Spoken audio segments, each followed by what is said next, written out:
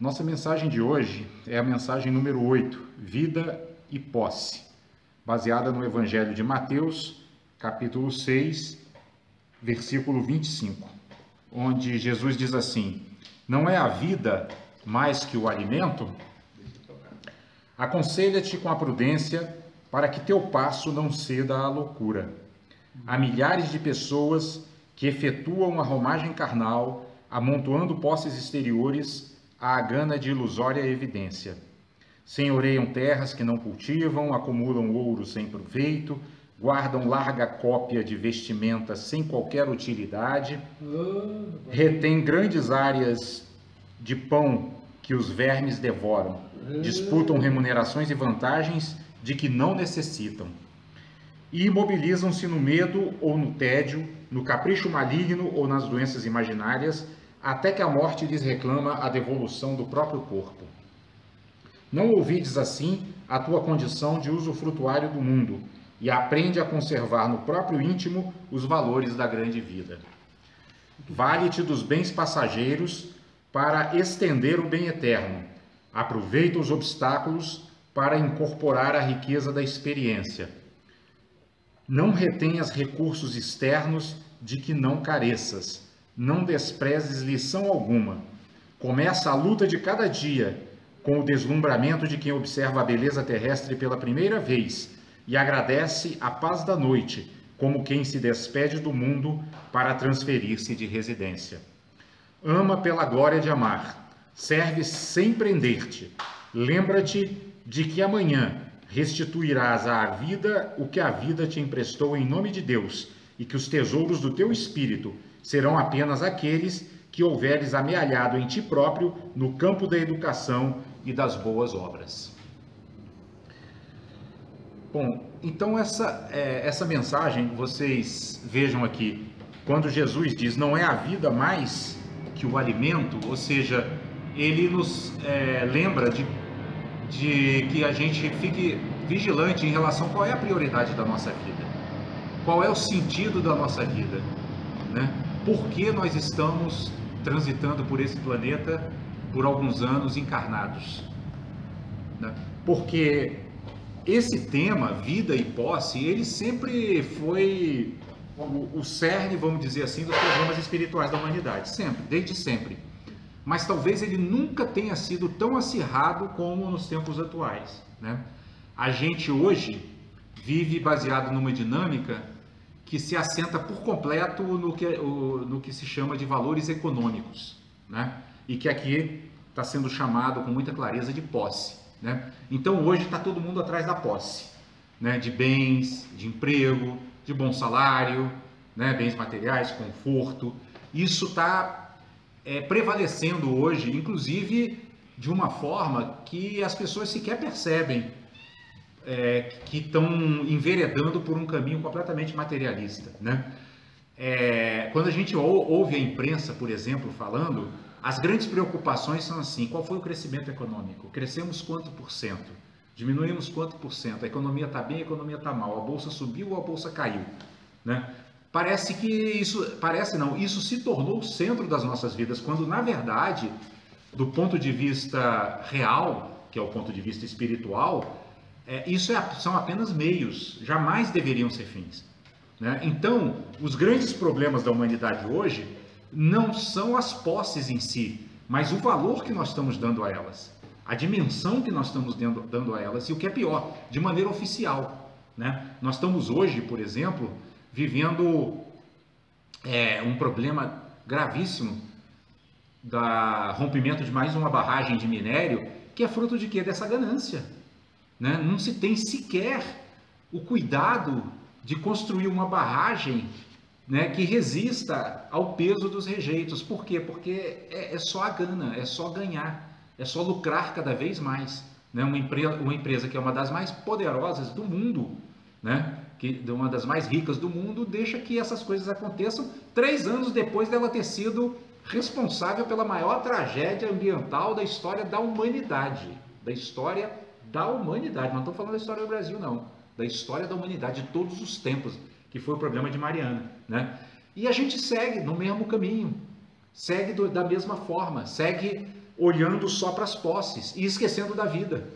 Que é o que Jesus está dizendo aqui, não vale mais a vida do que o alimento. Essa frase devia estar sendo hoje difundida em toda a imprensa para que a gente se lembre, para que a gente aprenda, pelo menos, já que não estamos aprendendo pelo amor, com a dor, né? Porque agora, 3 anos depois, nós temos aí uma tragédia que pode ter até 300 pessoas mortas, 300 vidas encarnadas, desperdiçadas por conta de uma simples ganância material. E aqui Emmanuel ainda chama a atenção que muitas vezes a gente vai atrás de bens que a gente não necessita. Nós temos hoje pessoas que são bilionários, que detêm bilhões de dólares, que eles não gastariam nem em 20 encarnações. Né? Não conseguiriam, viveriam 100 encarnações e não conseguiriam gastar esse dinheiro. Então por que isso? Né? Por que essa sede de acúmulo? O pior de tudo é que isso tira o foco da humanidade daquilo que ela deveria focar, que é o seu desenvolvimento espiritual, que é o crescimento interior dos seres. Né? Então nós ficamos gerando problemas ambientais, problemas sociais, né? Miséria, fome, né? A gente vê meninos assim, fotos que são chocantes, né? De meninos na África que só tem osso, né? Mães tentando amamentar que só tem osso, não tem mais seio, não tem mais nada, né? E isso parece que não comove, né? A gana é tão grande que a posse, nós estamos invertendo a frase de Jesus, né? Parece que o alimento é mais importante do que a vida. O alimento existe para quê? Para sustentar a nossa vida, ou seja, alimento aqui no sentido de bens materiais. Né? A gente não vive para adquirir os bens materiais, mas a gente adquire os bens materiais para que a gente possa ter uma vida que nos possibilite fazer isso que nós estamos fazendo aqui nos sábados à noite, ou seja, refletir sobre a vida, contemplar no nosso dia a dia os ensinamentos que a vida nos traz. É isso que Emmanuel fala aqui também, não sei se vocês viram, ele fala assim, extrairmos da vida as lições que ela tem a nos dar. Né? Essa própria preocupação excessiva com o crescimento econômico demonstra a nossa dificuldade de conviver com os momentos, digamos assim, mais difíceis, de maior escassez, que são naturais. A natureza ela tem momentos de plenitude e ela tem momentos de escassez.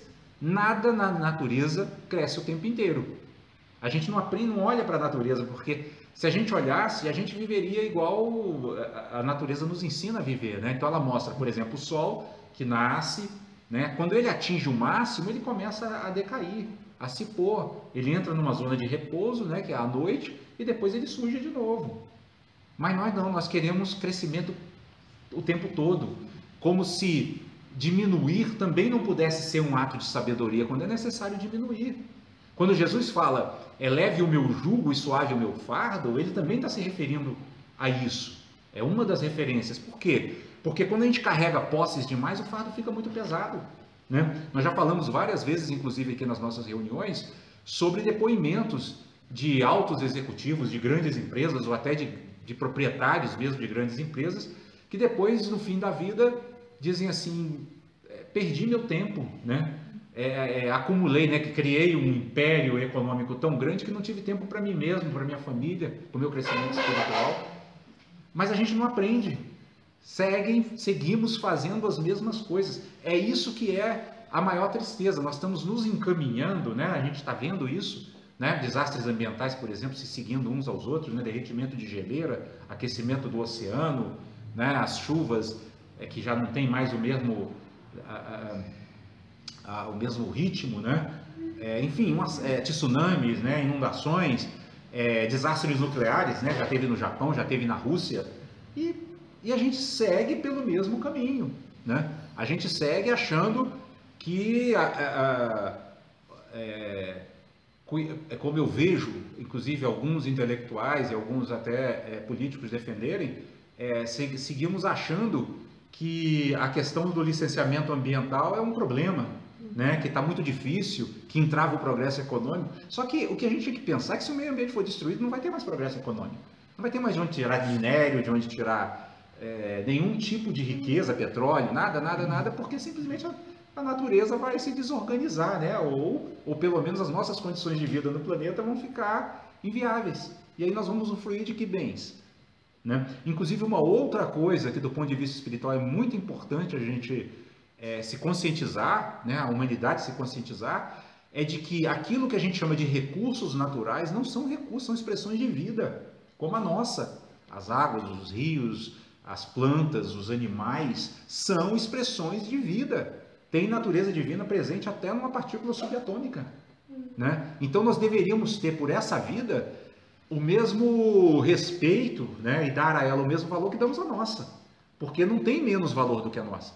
São seres em formas de manifestação diferentes da nossa, em níveis de evolução diferentes do nosso, mas em essência a natureza divina que habita neles é a mesma que habita em nós, né? Essa lição, ela é da maior importância. Achei muito oportuno que a gente tenha sorteado isso, né? Porque aí nós podemos avaliar, a gente está falando aqui do ponto de vista coletivo, mas individualmente, né? Onde é que isso também está presente na nossa vida, na nossa ação, né? Até onde nós estamos sobrepondo o alimento à vida, né? Até onde nós estamos sobrepondo a nossa corrida para sustentação material ao nosso progresso espiritual, ao nosso crescimento espiritual, né? Até onde nós estamos carregando pesos desnecessários, preocupações desnecessárias, né? Existe uma frase muito interessante que diz assim, que o problema não são as posses, mas o problema é quando as posses nos possuem, em vez de nós as possuímos. Quando elas deixam de ser instrumentos e passam a ser finalidade da nossa vida, né?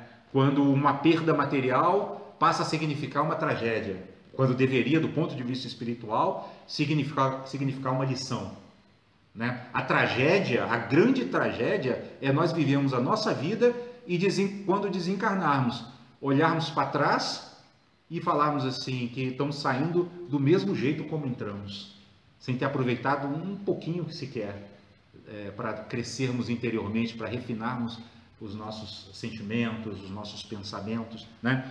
Por isso que Emmanuel fala que essa disputa de remunerações e vantagens, né? Que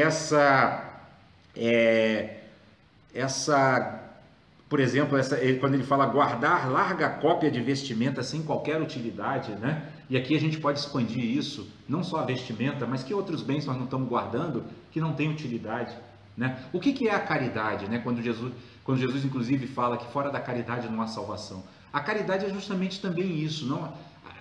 Ela engloba a gente se doar e doar o nosso tempo para benefício do próximo, mas engloba também a gente fazer circular os bens que não têm mais utilidade para nós, né?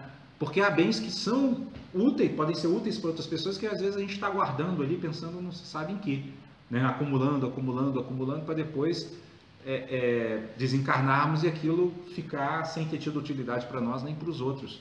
Isso é, inclusive, dentro da literatura espiritual, considerado um dos pecados capitais, que é a avareza, né? Quando você retém o que você não precisa. Você está retendo, né, um empréstimo divino que veio à sua mão para ser utilizado de alguma forma e nós não estamos fazendo isso, né? Então nós temos que refletir sobre isso, porque a vida material ainda é um aspecto que nos faz nos distrairmos da nossa jornada espiritual, ela fica nos arrastando, né? Necessidades materiais eu falo de todos os tipos, né? Obviamente que existe aquele mínimo que nós precisamos satisfazer, mas eu acredito que se a gente diariamente fizer uma reflexão, nós vamos ver que muita coisa pode ser reduzida, né? A gente pode ter um jugo, como diz Jesus, mais leve e mais suave, menos pesado, né? Mais espaço para a contemplação espiritual e, né, menos tempo para as posses em si, né?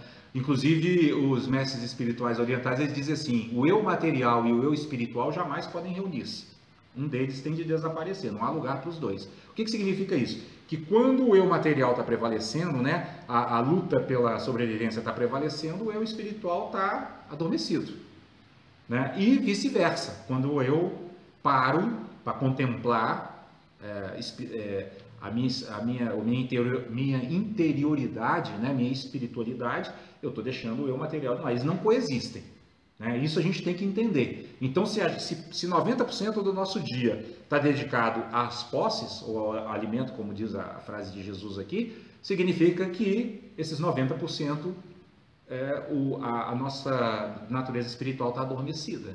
Esse tempo ela está adormecida. Não há lugar para os dois. É isso que quer dizer, não há lugar para os dois. Quando um aparece, o outro desaparece. Por isso que Jesus também diz: não se pode servir a Deus e a Mamon. Está servindo a um, o outro está deixado de lado. E está servindo ao outro, o outro, né? O outro fica deixado de lado. Ou seja, Isso chama atenção a um conceito que está presente em todos os ensinamentos espirituais, que é o conceito de renúncia, né? Só que a gente pensa que renúncia é assim, é só quando a gente está renunciando à vida material, né? Mas não é. A gente está renunciando o tempo todo. Qualquer escolha que a gente faça, eu escolhi uma coisa, eu renunciei a outra. Então, o que nós precisamos prestar atenção é como que nós estamos utilizando esse mecanismo da renúncia, com sabedoria ou com ignorância, né? Nós estamos renunciando ao que tem menos valor ou estamos renunciando ao que é mais prioritário? Porque a renúncia, como eu disse, não tem jeito. Toda hora eu tenho que fazer uma escolha. Aí a pessoa pode dizer assim, mas e quando eu não fizer escolha nenhuma? Já é uma escolha. Escolher ou não escolher. Então não tem jeito. Eu estou renunciando ao meu direito de escolher, por exemplo. Então a renúncia está presente sempre em nossa vida.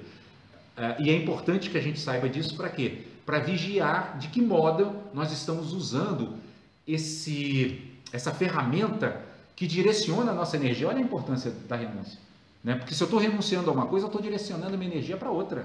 E para onde é que eu estou direcionando, né? No caso que a gente estava comentando aqui no começo, coletivamente falando, cada acidente desse que acontece, cada tragédia dessa que acontece, mostra que nós estamos renunciando ao que é mais importante, a vida humana, né? A vida humana está em segundo plano. Não estou falando nem de espiritualidade, né? De vida humana mesmo, de sobrevivência das pessoas, né? Nem isso está se tendo mais consideração, né? O valor econômico está prevalecendo sobre o valor humano, né? Que dizer do espiritual?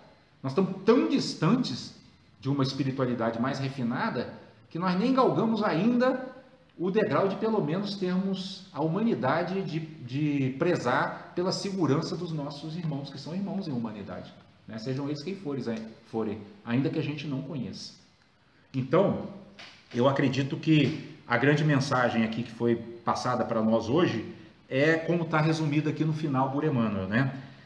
Ama pela glória de amar e serve sem prender-te. Então não podemos ficar aprisionados a essa visão de mundo que está prevalecendo hoje na nossa sociedade. Sobretudo nós que paramos já para refletir um pouco sobre a espiritualidade, nós temos que, de alguma forma, incorporar esses ensinamentos e ser uma luzinha ainda que pequena no mundo, né? Para mostrar onde é que está realmente esse caminho que Jesus chamou o caminho da verdade e da vida, né? Eu sou o caminho, a verdade e a vida. E ninguém vai ao Pai se não for por mim, ou seja, ninguém vai ao Pai se não for aprendendo a renunciar com sabedoria. O que é renunciar com sabedoria? Abandonar o que deve ser abandonado e cultivar o que deve ser cultivado. É simples, né? É simples, é direto, o ensinamento espiritual é direto. Mas é incrível como a gente não consegue praticar, né? Abandonar o que deve ser abandonado e cultivar o que deve ser cultivado. Né? Aqui dentro da mensagem fica muito claro, né? Abandonar o apego às posses, não é abandonar as posses, mas abandonar o apego às posses, né? A idolatria das posses, né? E cultivar a vida. Que vida, nesse sentido espiritual que está sendo colocado aqui, é essa vida interior que habita em nós, não é só a vida material, que também deve ser muito valorizada, porque ela é uma grande oportunidade de evolução espiritual. Ela deve ser valorizada por isso, pela oportunidade espiritual que ela representa, mas valorizar sobretudo essa vida espiritual que vai ser a nossa vida eterna, vai ser o que nós vamos levar, aqueles tesouros que as traças não roem, a ferrugem não come.